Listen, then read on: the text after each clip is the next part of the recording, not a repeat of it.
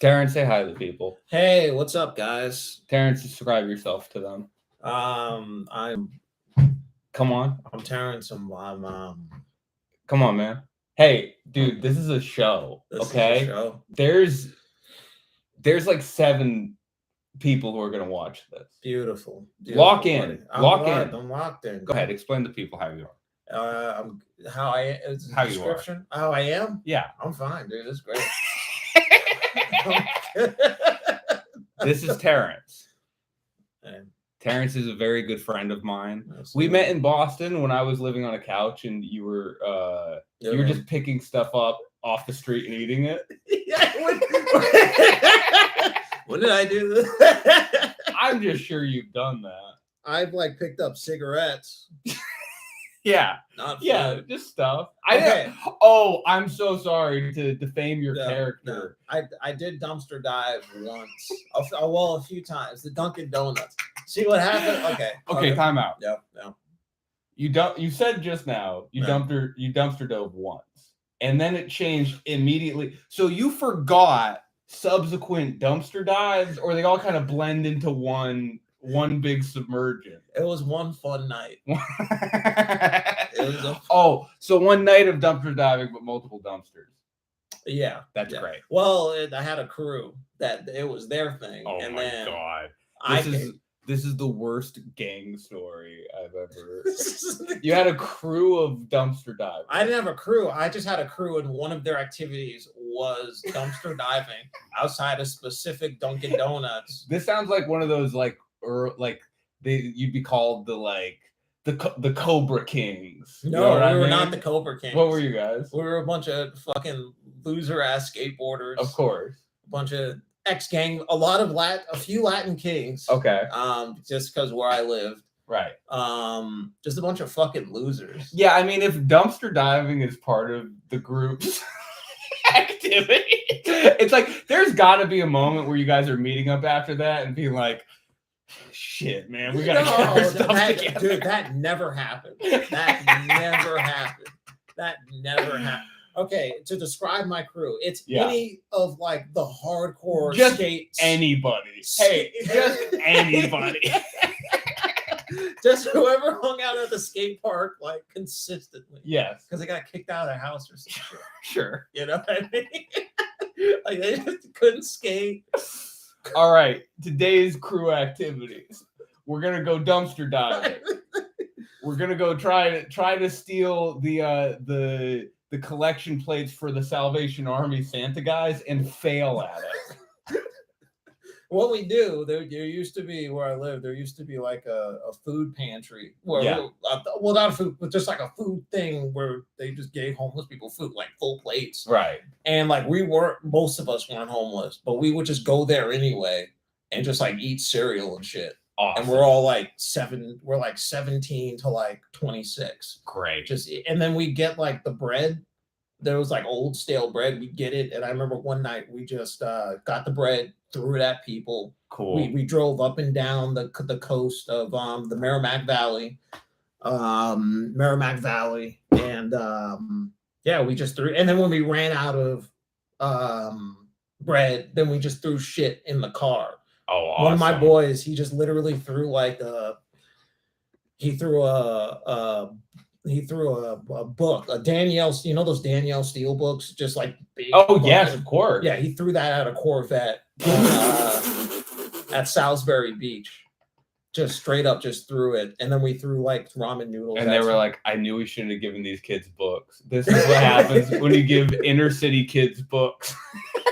We were a motley crew. There was there were 2 white dudes who were crazy. Of course. One name was Ashmont. And then actually that night, that was a special night. We did that. One of my boys climbed up a ladder 30 feet up and took his poop shit from Thank you for correcting yourself. Yeah, thank you. And then we tried to go to a strip club, but they wouldn't let us in because. I wonder why not. You were holding bread from a food pantry. You were like, hey, can we see some tits now? Nope. The only reason why is because one of my friends insisted on going in shirtless. Like all of us were under 21 except one person. Dude. And then my boy Ass Munch, he just was like, yo, just let me in, bro. This is so good. He was like, because the thing is, if I was at that age trying to get into a strip club, I would be wearing like a 3-piece suit. I would be so overly like, because I would be like, God, please let me in. No.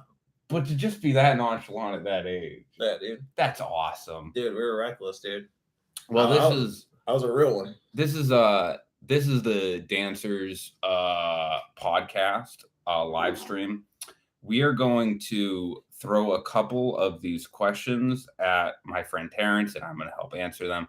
We're going to get to the bottom of some of these problems because there's a lot of people with a lot of problems. I think you're the person to solve them. I am for sure. I didn't get in the strip club.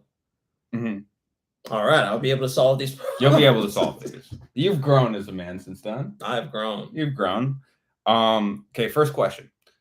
40-year-old divorcee won't meet in person. I've given up, but why do I care so much, Dan? Why? So I guess this person is trying to meet up with a 40-year-old divorcee, but the 40-year-old divorcee does not want to meet up with them. Well, first of all, 40-year-old divorcees, they're busy. They're busy. They're busy. They're eating TV dinners. Yeah. Okay. They're going to Costco, buying a quantity of things that they then bring home and immediately realize they are only one person now, and that stuff will die with them.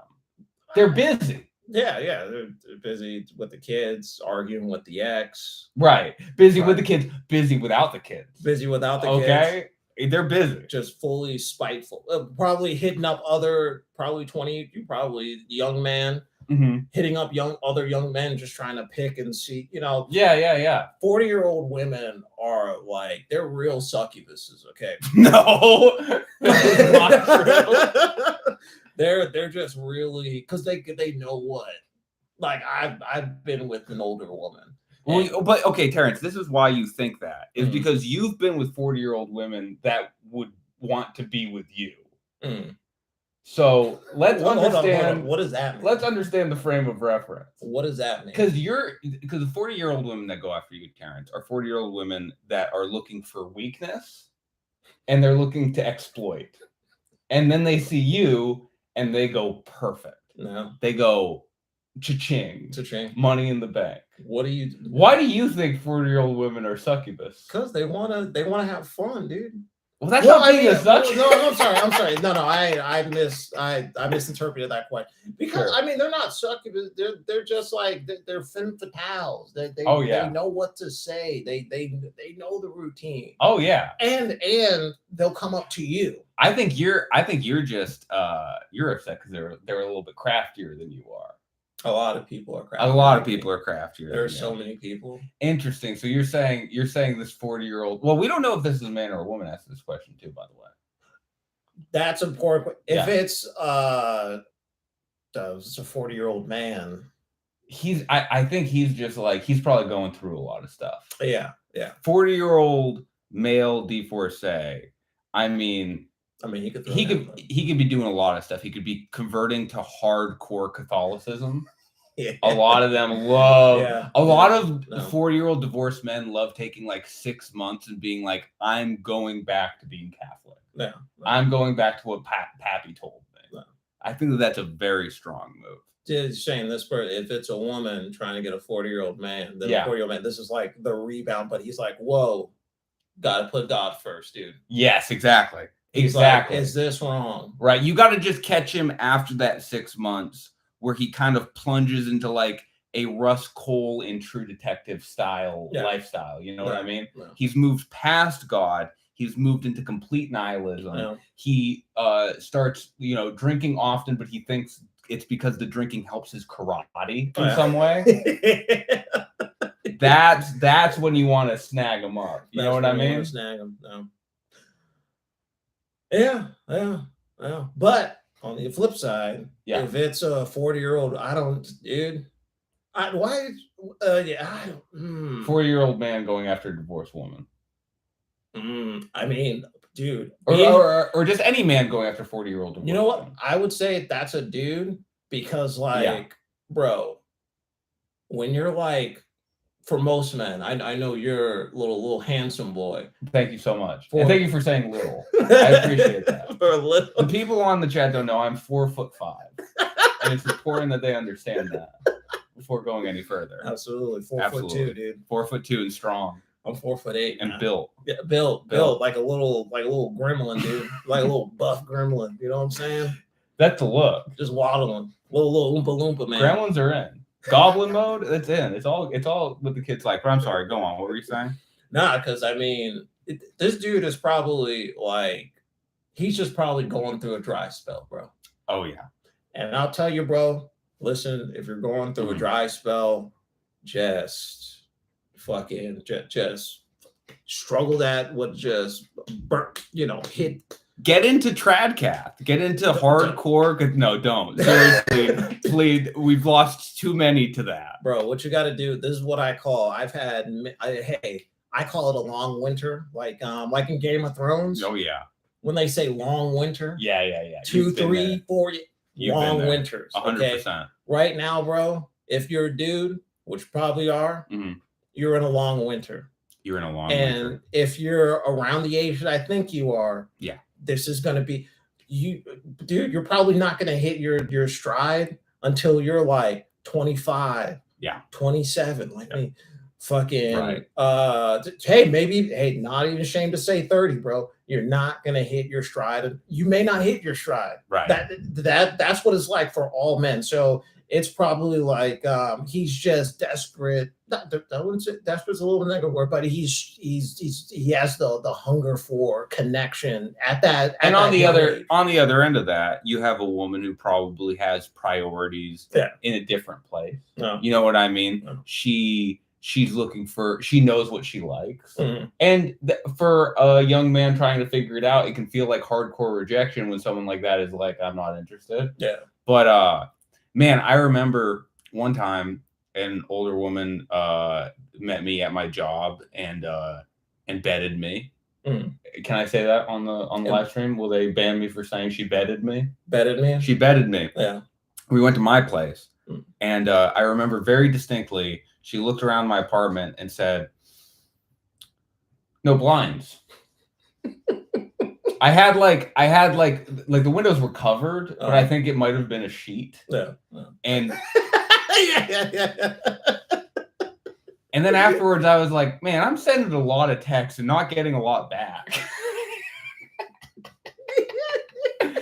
And I took that on the chin. I was like, oh man, like, why the fuck? And then it turned out and I was like, oh yeah, this is a woman who just like has different standards than I'm used to. Than I'm used to. I was used to at the time, which is someone coming over to my like apartment and being like, "Oh, you have floors here? Awesome!" Like, whoa, you have floors in your apartment? That's amazing. Damn, it's room temperature here. It's room temperature in this room. I thought it was gonna be. Wait, there's no demons in this room making it colder. There's not a draft from outside. Wait, we're inside right now. Oh shit! Oh, I didn't know you had it like that. That's crazy. Oh shit. Oh, this person in the chat asked, "How long have you guys known each other?" I remember seeing you when I was in Western Mass. Just started stand-up. I was 21 years old. Oh, you were young, buddy. You had already been doing stand-up for a long time. You were a grizzled road dog at that time. Was not. Yeah. I was just out here. You were just out there. I was just out here, dude. And then I saw you a few times doing stand-up. I was like, man, you're really talented. And I was honestly, I've told you this before, but I was like very nervous to talk to you at an open mic because you are and still are very good at stand-up. And then after talking to you for a while and seeing how you operate off the stage, I was like, oh yeah, I shouldn't have been nervous in any way. And also, like, do you need anything? Is everything okay? I hate that so much. See, more to show that when you're in your young, and this is like maybe 8 years ago, something like that. Oh yeah. So this was I'm like about to be 31. So this was 20. Hard time. Because this motherfucker was like, bro, you look parched. Yeah. You were always. I always just wanted to hand you a bottle of water or just some food. Like yeah. I look rough back. I will admit that every muscle in your body was just in such a state of constant tension. It was crazy. I've never seen. You're like you were just sitting around like a coiled spring. Absolutely, it was incredible. Yeah, you know why? Because that was a long winter, bro. That was a long winter. If I relaxed even one moment, it would have been over, bro. If a light breeze brushed across your penis, you would get a level of sensation that you just couldn't handle. You'd have to go home. No, I was a caged animal. A caged dog. They just keep hitting them with the prods, all that stuff. Oh yeah. That's what it's like being. Well, my case was kind of extreme, but hey, hey, you're gonna be great, buddy. You're gonna be, dude. You're gonna be all right. Maybe I don't know. No. We can be positive. We can be maybe a little bit naive. Yeah. Let's be naive. Let's say it's gonna be great. It's gonna be great. Yeah, it's gonna be all good, it's bro. Gonna be all good. You're gonna be good, bro. You're in good company. You're in the company of the dogs right now. Bro, just last thing. I swear to all goodness, a lady's gonna come where you guys are gonna have sex on a regular basis, and that shit is gonna change your life, bro. Yeah. Actually, a woman older than me, I was like ready to like be fully crazy, and then she came in. Wait. And this is a good story. I'm gonna when you say I was ready to be fully crazy. Mm-hmm. What was the preparation process that went into you being ready to be fully crazy? I was ready to go, bro. I had I don't want to say all this. Do you have like a suitcase? You have a suitcase packed with like a clown wig and like just with antipsychotics that I'm not taking, right? Some fucking books about how LSD will help you see the devil in like a good way. It's like, no, here's how you use LSD to see the devil. As though like that's the goal. Okay, here's the next question. How do I finish writing my book? I'm terrified it will be awful or I won't find the words. Okay, well, it sounds like this guy, he needs to finish his book. Yeah. He's an artist. Mm-hmm. Now, we're both also incredibly respected artists. Yes. Right? Absolutely. So it sounds like what you need is the $1 million military money mindset. Yeah, absolutely. Share a little bit of motivation with this fella. Bro, what you got to do, man, is you have to, first, you have to drink a lot of alcohol. You really have to be a chronic alcohol. Because that's what artists, yeah, that's also the first step. You don't want to develop any level of talent in or skills within the field that you're in. It's so funny, dude, because truly, when you're like a dumbass, maybe like older high schooler or like college age person who does want to be in the arts, that is legitimately a thought you have where it's like, do I have to be an alcoholic to pursue this? Because it seems like everybody that I like in this field is. No. And it's just like, oh no, you should get like maybe a shred of talent before you do truly anything else. See, here's the beautiful thing about that. Substance abuse will bring out the talent. No. There you go. No. There you go. No. There you go. That is not what it will do. See, what you got to do, alcohol and discreet drugs, like a true artist. Okay? Discreet? What's a discreet drug? Fucking pills. Oh, that's discreet. That's very discreet. Let me tell you something. You don't act very discreet when you're on those, okay? In fact, discretion sort of goes out the window with a certain amount of pills. Yeah, discretion goes out and inspiration comes. The beautiful muse walks through. Walks through, man. No, let's tell. So if you want to finish your book, you're terrified it will be awful or you won't find the words. Well, I mean, worrying it will be off. Let me tell you something. This is your first book. Probably gonna be off. You need to comfort yourself with the fact that it will probably be awful. Yeah. Probably no one's gonna want to read it, but I feel like that's just part of being an author, right? Like you have to get like it's at the point it's just basically quantity at the beginning. Yeah. Because with quantity, then the quality will slowly build up. In like a who's the guy, the author who wrote like the most books ever, L. Ron Hubbard. Yeah. You gotta. He got a religion out of it. You gotta do the L. Ron Hubbard. See, you think a novel's coming, and then a religion comes. All right, and then a religion comes. Absolutely. So you want, I think that what you really want to do is kind of just like comfort yourself in the idea that like it's okay if it's bad. All you need to worry about is like you fucking got a book at the end. That's sick. Like you can go to any bar in any like college town and impress whoever is there by the fact that you wrote a book. You can clean up, bro. You can clean up. All right. Sweep it up. And sure, if they read it, they're going to be like, oh, Jesus, this is I mean, just typos alone, this is not looking good for you. But that's fine. That's cool, dude. Because you wrote a book. Do you know how many high school art teachers you're going to woo with that knowledge? Mm-hmm. Amazing. This may be bad, but you would have already smashed by the time they read the book and they're like, you won't get any response back when you try to text and be like, yo, you want to hang out? Yeah, do you want no. Yeah, you're not gonna get a lot of third or fourth dates with people, but hey, first impression, clean it, sweep it right up, bro. Do you remember the comedian by the name, I think it was Brian Barganier? Yeah, I know Brian. He had that great I shouldn't do someone else's joke on live. Why not? I won't do his joke. I mean, I have no idea if this is gonna affect you or not. Right. I'm just being devil's advocate. Brian Barganier is a really funny comic. If you like this joke, you should look him up. But he had this really great joke about like, I have like he's like kind of he's like an interesting looking guy, and he's like, people are like, you probably don't have sex a lot. And it's like, no, I have sex a lot. I just don't have sex a lot again. That's gonna be you.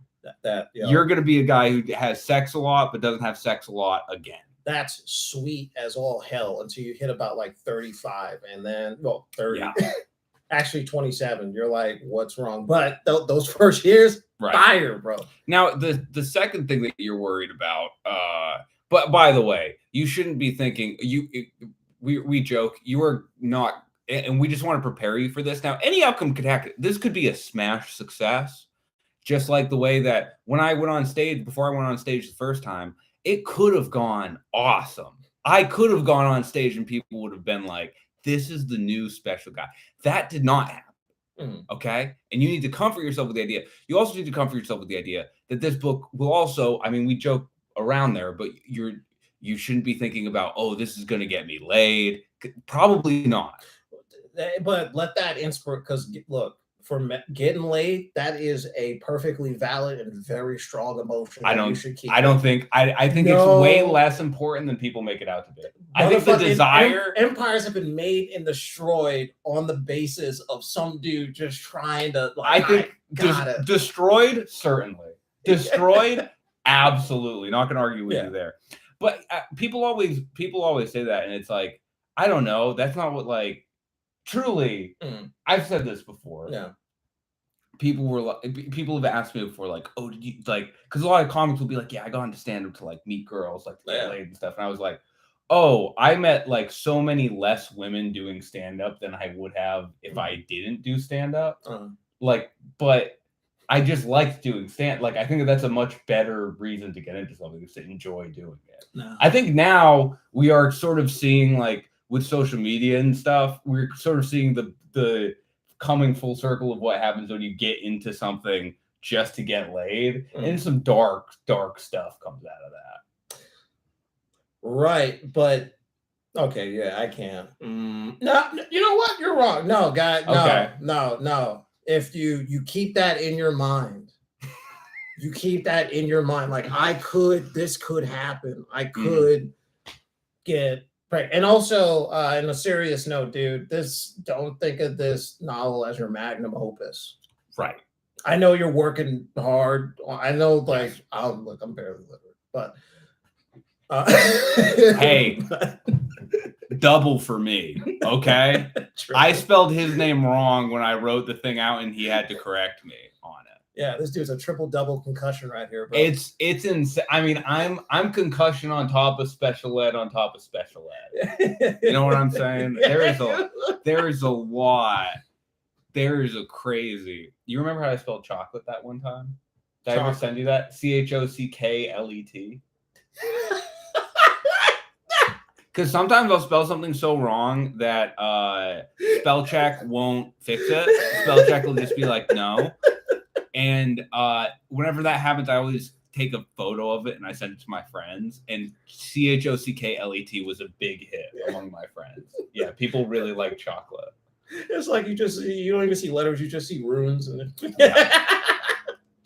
the second thing is I'm scared I won't find the words. I think that's just going to be a matter of like making sure you sit down and write often enough where like you just have to set out you're like, I write at this time and like no distractions. The words are going to come. Look, and again, there are no right words. In fact, honestly, the more wrong your words and the more unique it is, the better it'll stand out. Because like as a matter of fact, I do read a lot of books and I do like fringe stuff. And it's like say, for example, Last Section of Brooklyn, Herbert Selby Jr. He was barely literate. He couldn't even use like semicolons. He would like use slash. He would, and like because of that, he wrote phonetically, which means that he wrote it how he heard it, which means that when you're reading it, it doesn't make sense. But if you start like saying it out loud, you'll be like, oh shit, just like a Clockwork Orange or something like that. Right. Just like that thing. Yeah, I got that on audiobook. It was nuts. Yeah. Clockwork Orange on audiobook. I was like, holy shit. But you're right. It is like interesting. And when you have your own like interesting style, it's like, just let it come out the way it comes out. Yeah. And this is the best time in the world to be wild style and to have a very unique style. Yeah. You know, maybe 30, 40, 50 years ago when like publishing, when there was like something specifically that you needed to tailor to, but like this is the time to go fucking wild. Yeah. Have fun. Yeah. Have fun out there. And remember, this can get you laid. Dog. If you come with that energy, if you come with that, if you just type shit with that energy, bro. And I say fire. And I say have other goals. Yeah. Get your fucking long ass finger out of my face. Get your fucking ET ass finger out of my goddamn face. Come on, man. Come on. Hey now. Hey now. Hey. Show the people your finger while I pick up my phone. Look at those. There you go. God damn. Okay, this is a great one. This will be a great one, and then we'll get to the question about you specifically. I messed up in a past relationship, and I feel really guilty. How do I get past it? So first of all, here's why I love this question. I messed up in a past relationship, and I feel really guilty. How do I get past it? So messed up in a past relationship implies you acted improperly in some way in the relationship. Maybe you cheated. Maybe you were cruel to the other person. Maybe you stole some shit. It's more, maybe you stole some shit. Okay, continue. Which is fine. No, it's fine. No, there's a spectrum of things that it could have been. This is why I love this person. They're not asking, how do I make amends to the person I wronged? They're not asking, how do I become a better person? They're just asking, how do I get over it? How do I forget about this mean, rude thing I did to this person? That is so funny. That is such a funny mindset to have when you act poorly in a relationship. Amazing. You know what's funny? I was just about to be like, how do we get this? I didn't even think about any of that. I was just like, how do we get this guy past? How do we get my man back? Come on, let's fucking get you right, man. Come on, dude. I just totally you're on the same page. That's why I'm for sure on the same page. That's why you're great to have on this podcast, dude. You keep me honest. I messed up in a past relationship and I feel really guilty. How do I get past it? Well, first of all, dude, you got the right mindset already. First thing you want to consider, numero uno. And when I say that, I don't mean you should consider yourself in terms of looking deep within and trying to find out why you acted poorly, how you can change your behaviors. I mean, of course not. Yeah. You should be looking at, how can I forget about this person? How can I make the things that happened actually their fault? Yeah. No. He's just trying to be like, no, he's just like, bro. I'm giving him the advice that he actually wants to hear. That's not the advice. Look, I got it from here, bro. Yeah. So what you gotta do, man? You just gotta start drinking water, bro. You gotta start. Okay, that's actually good advice. Honestly, good advice. Doing some running. You know what I'm saying? Some meditate. You got to get back out there. That's what you need to do, bro. You need to get back out there. Oh, bro. yeah, dude. You're Chad 2.0, bro. Back then, you were the prototype, but now you're like, oh yeah, it's like the Halo Spartan thing. You're Spartan 5.0 right now. You're bro. Megatron now, dude. So I just want you to know, whenever you catch your reflection in a mirror and you see the monster that you've become, you don't look at mirrors anymore. Hey, we're done with mirrors. We're done with even reflection. I don't even want you looking at your reflection in a pool of water. I don't want you to have even an ounce of self-identifyingness, like self-responsibility. I want you just full steam ahead. That's right. All right. You can only go forward. Blinders. You can only go forward, bro. Blinders. Just like BoJack Horseman, his mentor, you can only go forward. Back then, you were Super Saiyan 1, bro. You're Super Saiyan like 6. You don't even got blonde hair. You got blue hair now, bro. Oh, man. That's like you on Dragon Ball GT, bro. But truly, I mean, I think that this is honestly not a bad way to segue into the actual answer, which is like, what do you mean actually? What do you mean? If you want to move past this, truly, I think you do kind of have to integrate like your mistakes into your current life and then maybe grow from there so you don't repeat whatever act of impropriety you made before. Yeah. And then also a good practical way to do this is if you have the person's number or whatever. Okay. Just literally, Easy. just give them it's a little bit shaky, but just give them the text saying like this. I am very sorry about this here. Make sure if you do have their number, it's I'm very sorry I did this and not I am outside. Yeah. Don't be like catch me outside. Do not be like catch me outside. And be like I'm a slide.